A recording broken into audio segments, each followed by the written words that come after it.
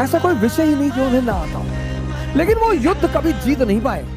उत्साह की कमी थी। एग्जाम अब कुछ ही दिनों में शुरू होने वाला है और आप सभी को खुद पर डाउट हो रहा है, खुद पर शक हो रहा है, क्योंकि सिलेबस भी अच्छी तरह से कंप्लीट नहीं हो पाया और रिवीजन भी अच्छी तरह से नहीं हो पा रहा है। और जब आप यह सुनते होंगे कि आपके क्लासमेट, आपके साथ के बच्चे जो पढ़ते हैं वो अच्छे तरह से परीक्षा की तैयारी कर चुके हैं, अच्छे तरह से रिवीजन कर चुके हैं, और ऊपर से कुछ रिश्तेदारों के भी अब कॉल आना शुरू हो चुके होंगे कि इस बार बबनी का बोर्ड एग्जाम है, बबुआ का बोर्ड एग्जाम है, और आपसे कभी बात भी होता होगा तो पढ़ाई से रिलेटेड ही बात करते होंगे। और जब आप इन सारी चीजों के बारे में जब आप सोचते होंगे तो आपको खुद पर डाउट हो रहा होगा, खुद पर शक हो रहा होगा कि पेपर कैसे जाएगा, एग्जाम में पास हो पाऊंगा कि नहीं, अच्छे नंबर्स आएंगे कि नहीं।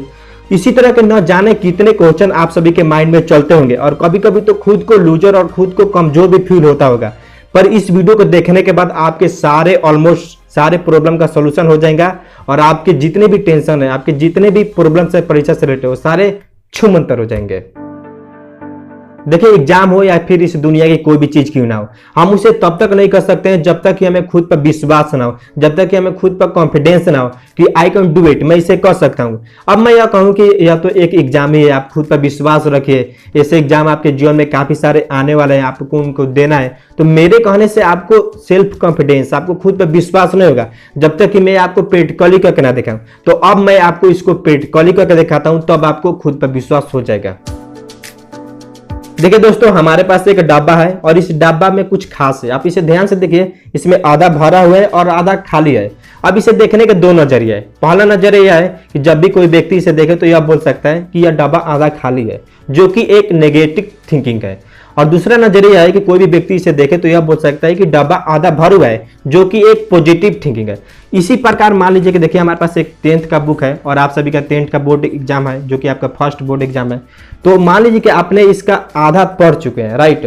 तो जो आधा पढ़ चुके हैं, अगर आप यह सोचते हैं कि मैं आधा सिलेबस छूट गया, आधा रिवीजन नहीं कर पाए, जो कि एक नेगेटिव चीज है, तो अगर आप नेगेटिव सोचेंगे तो आप पर कभी भी सेल्फ कॉन्फिडेंस नहीं आएगा, आपको कभी भी खुद पर विश्वास नहीं आएगा, और जिसके चलते आपका एग्जाम खराब जा सकता है। आप इसी चीज के जगह पर आप यह सोच सकते हैं कि आधा रिवीजन हो चुका है, आधा मैं सिलेबस अच्छी तरह से पढ़ चुका हूं। तो अगर आप पॉजिटिव सोचते हैं तो आपका पेपर अच्छे से जाएगा, राइट। तो मैंने आपको प्रैक्टिकली बताया कि इसे देखने के दो नजरिया है और मैंने आपको इसको डिटेल में भी डिस्कशन कर दिया, डिटेल में भी बता दिया।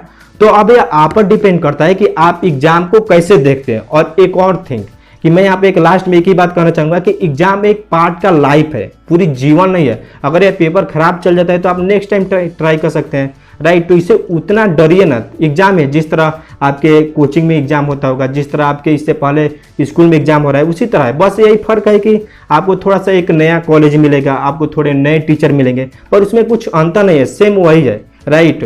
तो आप खुद पर विश्वास रखिए and you can do it, and best of luck for your bright future.